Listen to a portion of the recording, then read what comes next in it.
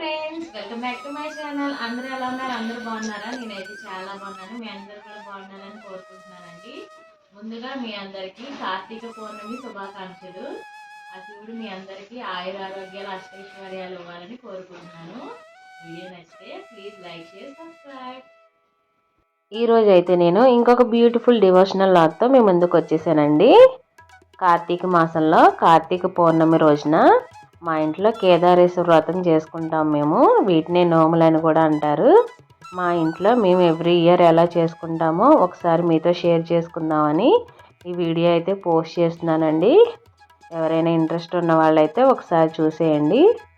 Interest లేని వాళ్ళు ఈ వీడియోని ఇక్కడే స్కిప్ చేసేయచ్చు.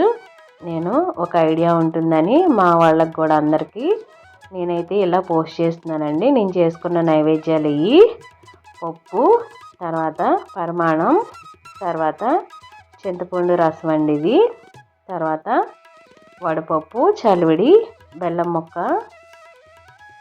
తర్వాత వరిపిండి, బెల్లం అట్లండి. ఇవి తిరగేయకుండానే వెయ్యాలి బెల్లం అట్లు ఇవి. తర్వాత ఇది తలగూర అండి, మిక్స్డ్ వెజిటేబుల్ కర్రీ ఇది. తర్వాత ఇవి పెసరపూర్లు అండి.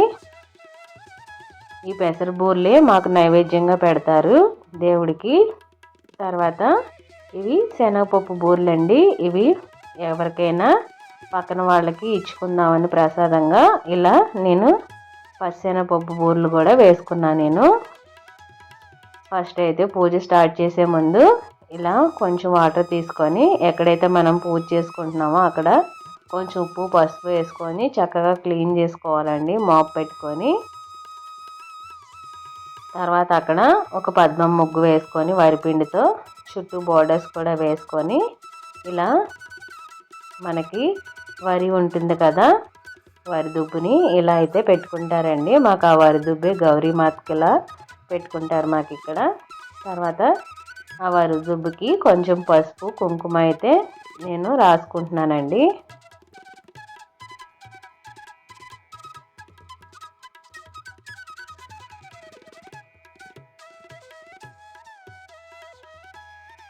మనకి విలేజ్లో అయితే చక్కగా దొరుకుతాయి కానీ వరిదుబ్బి ఇక్కడైతే మనకి హైదరాబాద్లో అయితే చాలా తక్కువ. ఇటు సైడ్ అయితే మాకు దొరకలేదండి. ఇటు సంగారెడ్డి సైడ్ అయితే ఎక్కడో వెతికితే కానీ అక్కడ ఎక్కడో కనిపించింది మాకు ఈ వరిదుబ్బి అయితే. ఇక్కడ కోతలు కూడా అయిపోవడం వల్ల కొంతమంది అయితే పంట కూడా వేయలేదు ఈ ఇయర్, అందుకని చాలా కష్టంగా దొరికింది. తర్వాత మేము ఇలా శనికాయలు తీసుకుంటామండి. శనికాయలని దేవుడి దగ్గర పెట్టుకుంటాము వ్రతానికి. శనికాయలకి పసుపు కుంకుమ చక్కగా అలా పెట్టుకొని తూర్పు మొక్కను చూసేటట్టు అలా పెట్టుకోవాలండి. నేను హాల్ మధ్యలో పెట్టుకున్నాను. తర్వాత మొత్తం పత్రి అయితే వేసుకుంటున్నాను, తంగేడు పూలు, తర్వాత మరి చెట్టు ఆకులు, తర్వాత మామిడాకులు, తర్వాత బిల్వదళాలు కూడా పెట్టుకుంటున్నాను నేను ఇలా.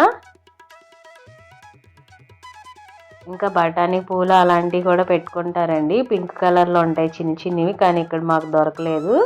తర్వాత నేను శివపార్వతుల ఫోటోని అయితే పెట్టుకున్నాను. తర్వాత ఒక 2 దీపపు కుందులు కూడా పెట్టుకున్నాను. కింద తమలపాకు వేసుకొని దీపం కుందులు వేసి పెట్టుకున్నాను. తర్వాత ఆ శివపార్వతుల ఫోటోకి బొట్టు అయితే పెట్టుకుంటున్నానండి, గంధమును కుంకుమ బొట్టు అయితే పెట్టుకుంటున్నాను.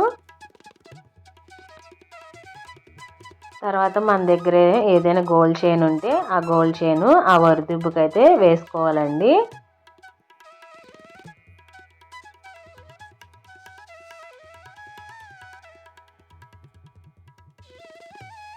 ఇలా అయితే ఒక చైన్ అయితే వేసుకున్నా నేను.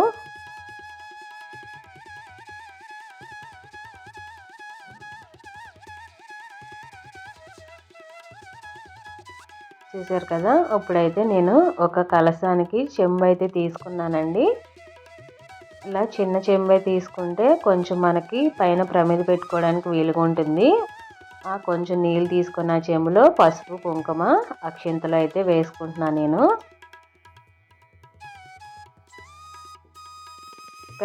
పెద్ద చెంబు తీసుకుంటే మనకి దాంట్లో ప్రమిద పట్టదని చెప్పి చిన్న చెంబే తీసుకోవాలండి. చిన్న చెంబు తీసుకుంటే మనకి ప్రమిద చక్కగా సరిపోతుంది. కొంతమంది ఆ కలసం దాని మీద కొబ్బరికాయ పెట్టుకొని చేసుకుంటారు. కానీ మాకైతే మా ఆనవాయితీ ప్రకారం అయితే మా అత్తగారు చెప్పిన విధానం అయితే మాకు ఇలాగే చెప్పారు. మాకైతే ఇలా ప్రమిద పెట్టుకొని ప్రమిద మీద దీపం వెలిగించుకుంటామండి. ఆ కలసం మీద మేము ఇలా నేను ఒక 5 మామిడాకులు వేసుకొని ఇలా 2 కొత్త ప్రమిదలు తీసుకొని అలా ప్రమిదలు అయితే పెట్టుకున్నాను. 2 కొంచెం పెద్దగా ఉండే ప్రమిదలే పెట్టుకున్నానండి. కొంచెం నైట్ అంతా దీపం వెలుగుతూ ఉంటే మంచిదని చెప్పి నేను అలా 2 పెద్ద ప్రమిదలు పెట్టుకొని నువ్వుల నూనె అయితే వేసుకున్నాను. ఇప్పుడు 2 ఒత్తులు కలిపి ఒక ఒత్తు కింద అయితే ఇలా వేసుకుంటున్నానండి. అటు 2 ఒత్తులు ఇటు 2 ఒత్తులు కలిపి ఇలా అయితే వేసుకుంటున్నాను ఒత్తులు నేను. తర్వాత శనకాల మీద ఇలా 2 తమలపాకుల మీద పసుపు గణపతిని తీసుకొని ఇలా చేసుకొని అక్కడ పెట్టుకుంటున్నాను పసుపు గణపతిని కూడా.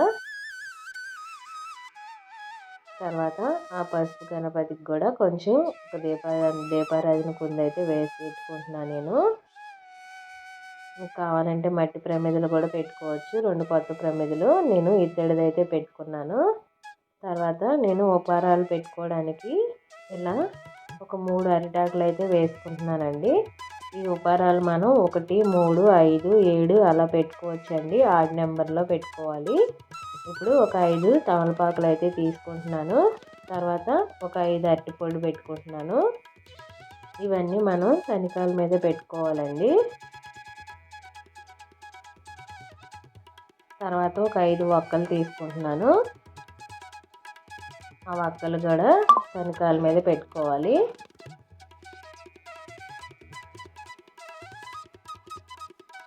తర్వాత ఒక 5 పసుపు ముద్దలు, 5 ఏమో వరిపిండి ముద్దలండి. అవి కూడా శనకాల మీద పెట్టుకోవాలి. తర్వాత 5 ఉత్తరాయణ పుల్లలు కూడా పెట్టుకుంటున్నాను. ఇవి పెసరబూర్లు అండి. ఒక 5 పెసరబూర్లు కూడా అక్కడ శనకాల మీద పెట్టుకోవాలి.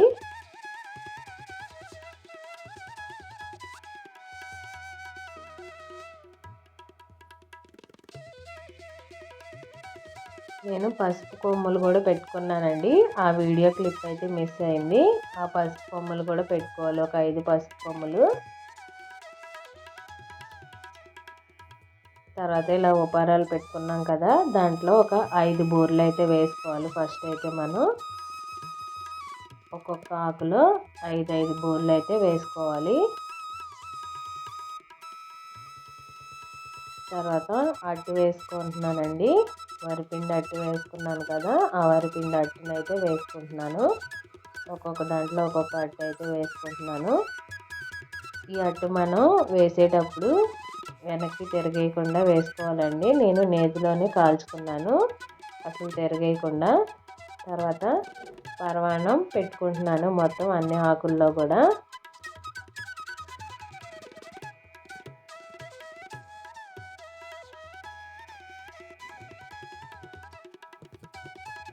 ఇప్పుడు ముద్దపప్పు కూడా వేసుకుంటున్నానండి. సేమ్ ఎవ్రీ ఇయర్ కూడా మేము ఇలాగే చేసుకుంటాము. పొద్దున్నుండి నైట్ వరకు ఏం తినకుండా ఉపవాసం ఉండి నైట్ దీపాలు వెలిగించిన తర్వాత అన్నం తింటామండి ఇలా. తర్వాత వైట్ రైస్ అయితే వేస్తున్నాను నేను. ఈ ఇయర్ అయితే మా పిల్లలు కూడా ఉన్నారండి ఉపవాసం. పొద్దునుండి నైట్ వరకు ఏం తినకుండా ఉన్నారు వాళ్ళు.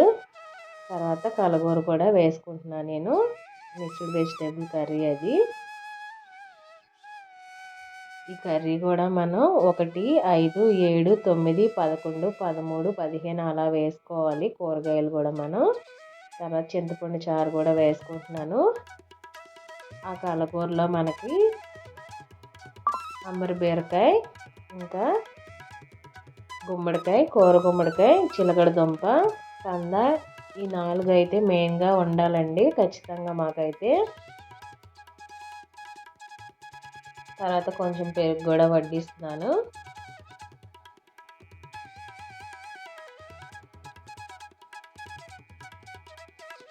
తర్వాత స్వామి ఫోటోకి పూలు అవి పెట్టుకొని అలంకరించుకుంటున్నాను.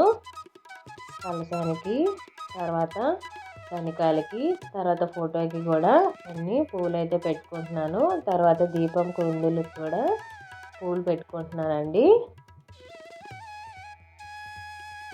నేను 365 ఒత్తులు కూడా ఆల్రెడీ నువ్వుల నూనెలోను నేతిలోను నానబెట్టి ఉంచాను. పక్కన బాక్స్లో పెట్టాను కదా, ఎదురుగా అవేనండి. మా ఇంట్లో ఉన్న నలుగురికి కూడా 365 ఒత్తులు సెట్ అయితే నేను నానబెట్టి పెట్టుకున్నాను. మా హస్బెండ్, నేను, మా పిల్లలిద్దరికి మొత్తం 4 సెట్లు తీసుకున్నానండి. ఎవరి కాళ్ళే అలా వెలిగిస్తాం మేము గుడికి వెళ్ళి. ఇది అయిపోయిన తర్వాత, పూజ మొత్తం అయిపోయిన తర్వాత. చూసారు కదా ఉత్తరాయణ పుల్లలు అవి.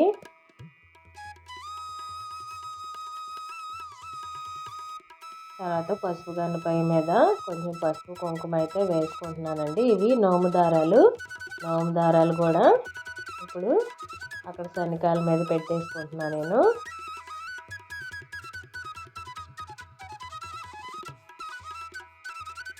చూసారు కదా, మొత్తం పూజ చేసే ముందు మనం చేసుకోవాల్సిన అరేంజ్మెంట్స్ అయితే మొత్తం నేను చేసేసుకున్నానండి. తర్వాత ఆచమనానికి కూడా వాటర్ పెట్టేసుకున్నాను, పక్కన పెట్టేసుకొని పూజ అయితే స్టార్ట్ చేస్తున్నాను నేను.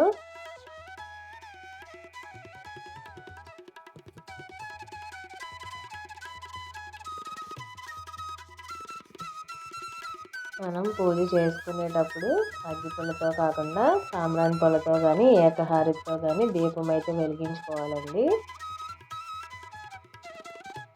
అక్షంతలు కూడా కలిపి పక్కన పెట్టేసుకోవాలి. అక్షంతలు, పసుపు, కుంకుమ మొత్తం అన్నీ కూడా.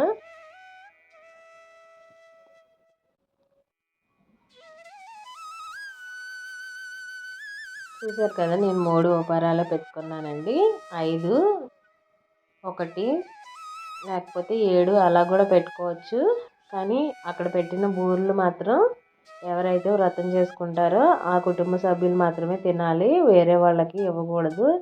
అందుకని అన్ని బూరెలు తినలేమని చెప్పి మేమైతే 3 పెట్టుకున్నామండి. లేదంటే 5 పెట్టుకోవచ్చు చక్కగా. తినేవాళ్ళు ఉంటే అలా 5 పెట్టుకోవచ్చు. కానీ బూరెలు అన్నీ తినలేమని చెప్పి మేమైతే అక్కడికి మాకు 20 బూరెలు అయినాయి. ఇంకా తినలేము వద్దులే అని చెప్పి మేము 3 పెట్టుకున్నాము. తినగలిగిన వాళ్ళైతే 5 కూడా పెట్టుకుంటారు. పెద్ద కుటుంబం అయితే. మాకు పిల్లలు ఉన్నారు కదా, సరిగ్గా తినరని చెప్పి మేమిద్దరమే తినాలని చెప్పి ఇంకా నేనైతే అలా 3 పెట్టానండి. ఆ 3 మీద కూడా 15 బూరెలు ఉన్నాయి. శనికాయల మీద ఒక 5 బూరెలు పెట్టాను. మొత్తం 20 బూరెలు అయినాయి నాకు అక్కడికి.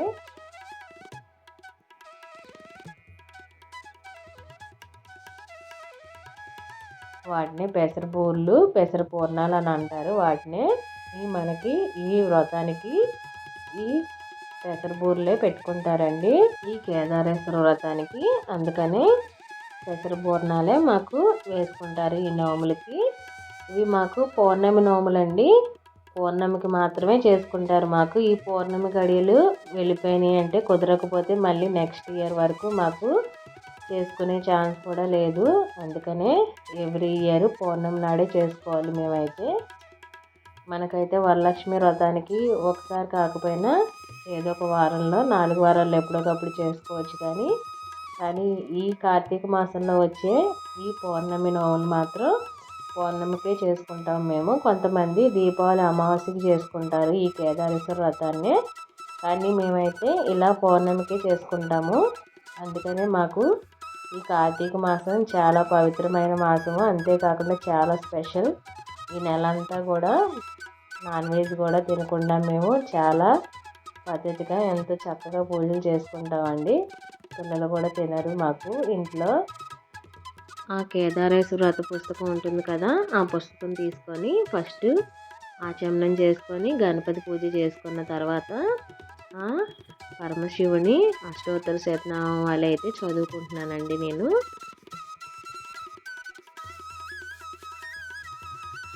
మొత్తం ఆ పుస్తకంలో మనం ఎలా చేసుకోవాలో ఆ వ్రత కథ కూడా మొత్తం కూడా అంతా క్లియర్గా ఉంటుంది. చక్కగా ఆ వ్రత పుస్తకం తీసుకొని చక్కగా చదువుకుంటున్నాను నేనైతే.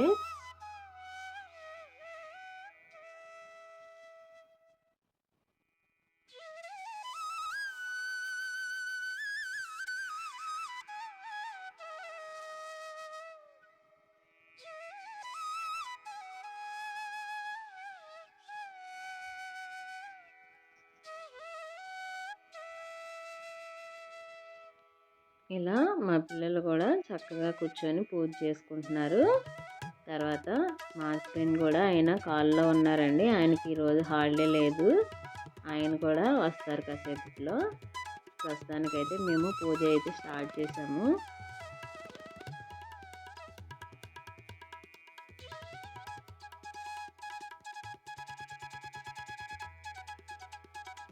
ఇలా అష్టోత్తరాలు కూడా పూర్తయిపోయిన తర్వాత వ్రత కథ చదువుకోవడానికి అయితే మేము రెడీ అవుతున్నామండి.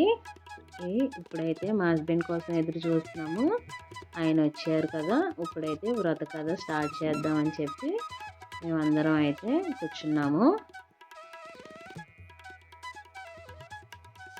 అక్కడ ఒక చిన్న శివలింగాన్ని పెట్టానండి. ఆ శివలింగానికి అభిషేకం చేయమని చెప్తున్నాను మా వారికి, మా పిల్లలకి.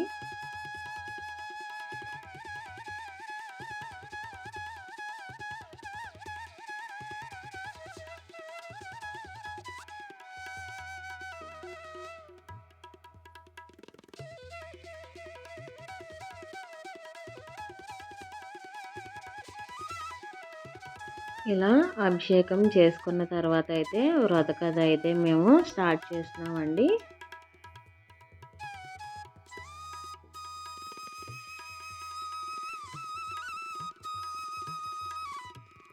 మా పిల్లలైతే ఏ పండగ వచ్చినా కానీ ముందు కథ కావాలంటారు. ఆ కథ అయితే చక్కగా వింటారు. అసలు ఏ కథ చెప్పినా కానీ దేవుడి కథలు. ముఖ్యంగా మనము ఈ కేదారేశ్వర వ్రతము ఎందుకు చేసుకుంటామో తెలుసు కదా అందరికీ. పార్వతీదేవి తన భర్త అయిన శివునిలో అర్ధభాగం పొందుటకు చేసే వ్రతం ఈ కేదారేశ్వర వ్రతం అండి. ఈ వ్రతాన్ని శుతుడు సౌనికాది మహామునులకు ఈ వ్రతం గురించి చెప్పాడండి. శివుడు పార్వతీ సమేతుడై నిండు సభలో ఉండగా మునిగణములు, యోగులు, అగ్ని, వాయువు, కుమారుడు వినాయకుడు సభలో కూర్చున్నారు. నారద మహర్షి శివలీల గురించి గానం చేస్తూ ఉండగా, అలాంటి ఆనందంలో ఉండగా అక్కడికి భృగుండిరి అనే భక్తుడు వచ్చి హాస్యం చేసి శివుని మెప్పించాడు. శివుడు అతని దగ్గరికి వెళ్ళి పార్వతి వీడి ఆశీర్వదించెను. అదే అదునుగా భృంగిరుడి మిగిలిన వారు శివునికి మాత్రమే ప్రదక్షిణ చేసి పార్వతీదేవిని వదిలివేసెను. ఇది గమనించిన పార్వతీదేవి శివునితో, స్వామి నన్ను వదిలి మీకు మాత్రమే ప్రదక్షిణ చేస్తున్నారు అని అడగగా, అప్పుడు సదాశివుడు పార్వతిని దగ్గరికి తీసుకొని, దేవి నీ వల్ల యోగులకు ప్రయోజనం లేదు, అందుకే నాకు మాత్రమే నమస్కరిస్తున్నారు అని. అప్పుడు పార్వతీదేవి పరమశివునితో సమాన స్థాయికి రావాలని వ్రతం చేయదలుచుకుంది. అందుకని తర్వాత కైలాసం వీడి గౌతమ మహర్షి ఆశ్రమానికి వచ్చింది. అప్పుడు వాళ్ళు అతిథి మర్యాదలు చేసి నువ్వు ఎవరు అని అడగగా పార్వతీదేవి నేను శివుని ఇల్లాలిని అని చెప్పింది. శివునితో సమానమైన స్థాయికి రావాలంటే ఏదైనా వ్రతం చెప్పమని అడిగింది. అప్పుడు గౌతమ మహర్షి కేదారేశ్వర వ్రతం గురించి చెప్పాడు. వ్రత విధానం స్నానం చేసి నిర్మలమైన మనస్సుతో చేతికి తోరం ధరించి పూజ నిర్వహించి ఉపవాసం ఉండాలని చెప్పాను. పార్వతీదేవి అదేవిధంగా వ్రతం చేసుకొని శివునిలో సగభాగం అయ్యింది. తర్వాత కైలాసానికి చేరుకుంది. కొంతకాలానికి శివభక్తుడైన చిత్రంగదుడును గంధర్వుడైన నందీశ్వరుని ద్వారా వ్రతం తెలుసుకొని భూలోకంలో ఈ వ్రతము వ్యాపింప చేయాలని తలచి ఉజ్జయిని పట్టణము వచ్చి వజ్రదంతుడు అనే రాజుకు చెప్పాడు. ఆ వ్రతం ఆచరించి దేశానికే రాజు అయ్యాడు ఆ వజ్రదంతుడు. ఆ పట్టణమున వైశ్య కన్యలు పుణ్యవతి, భాగ్యవతి అనే కన్యలు ఉన్నారు. వారిద్దరూ వాళ్ళ నాన్న అనుమతి తీసుకొని వ్రతం చేయదలిచారు. కానీ నేను దరిద్రుడిని, పూజా సామాగ్రి ఏమి అమర్చలేనమ్మా అని చెప్పారు. కానీ వాళ్ళు మర్రి చెట్టు కింద కూర్చొని మొదట తోరం కట్టుకొని పూజ చేసుకున్నారు. మహేశ్వరుడు పూజా సామాగ్రి ఇచ్చాడు. శివుడు అనుగ్రహించి వాళ్ళకి అందము, డబ్బు, అన్ని సౌకర్యాలు ఇచ్చాను. వాళ్ళు యుక్త వయస్సుకు రాగానే, పెళ్లి వయసుకు రాగానే పుణ్యవతి ఉజ్జయిని రాజును పెళ్లాడింది.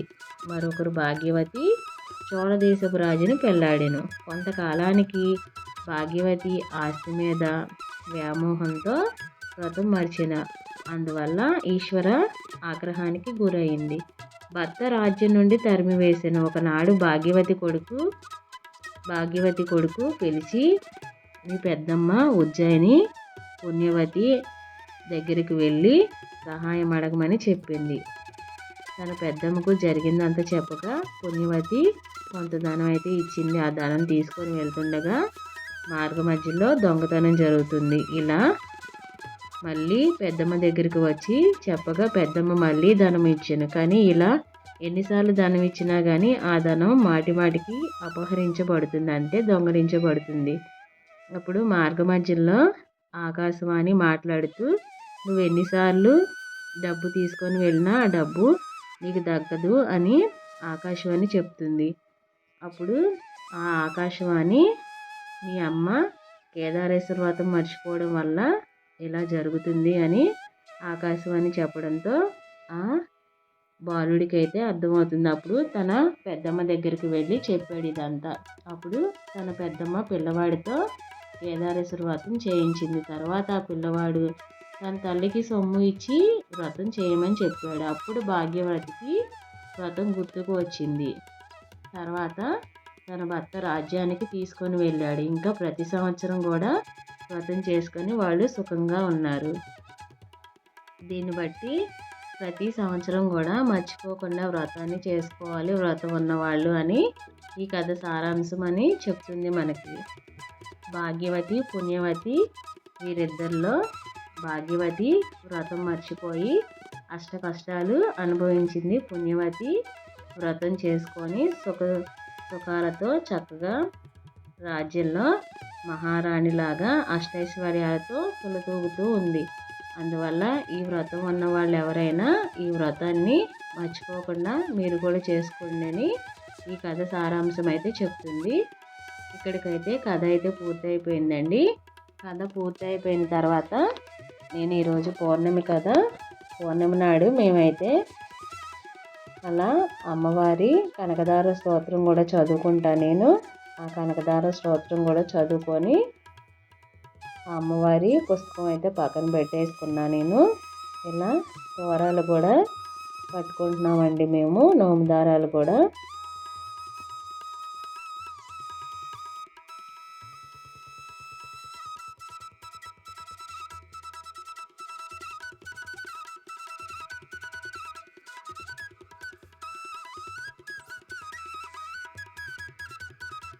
ఈ నోములు అయితే మా ఊర్లో ఆల్మోస్ట్ అందరికీ ఉంటాయండి. ఎవరైనా మర్చిపోయినా కానీ ఈ వీడియో వల్ల కొంచెం వాళ్ళకి హెల్ప్ఫుల్ అవుతుందని నేను మొత్తం ప్రాసెస్ అంతా కూడా పోస్ట్ చేశాను. ఎవ్రీ ఇయర్ ఏమైనా మర్చిపోయినా కానీ కొంచెం వీడియోలో చూసి ఏదైనా గుర్తుపెట్టుకుంటాం అని చెప్పి నా మెమరీ కోసం కూడా నేను స్టోర్ చేసి ఇలా పెట్టుకుంటున్నానండి, వీడియో షేర్ చేసుకుంటున్నాను. ఇలా లాస్ట్లో అయితే కథ మొత్తం పూర్తయిపోయిన తర్వాత స్వామివారికి అయితే హారతి అయితే వేస్తున్నాము.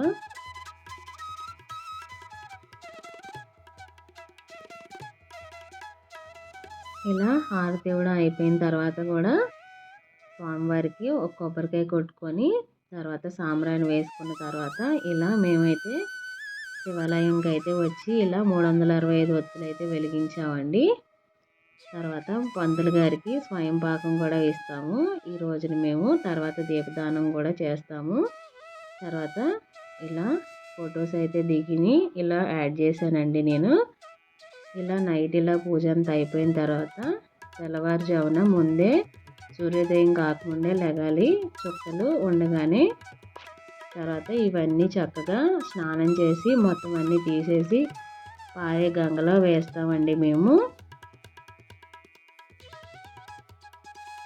చేతికి కట్టుకున్న నోము దారాలు ఉంటాయి కదా, వాటిని అయితే మేము ఇంట్లో ఉంచుకోమండి. వాటిని అయితే మేము ఆవుకు ఒక అరటిపండులో పెట్టేసి అయితే తినిపించేస్తాము.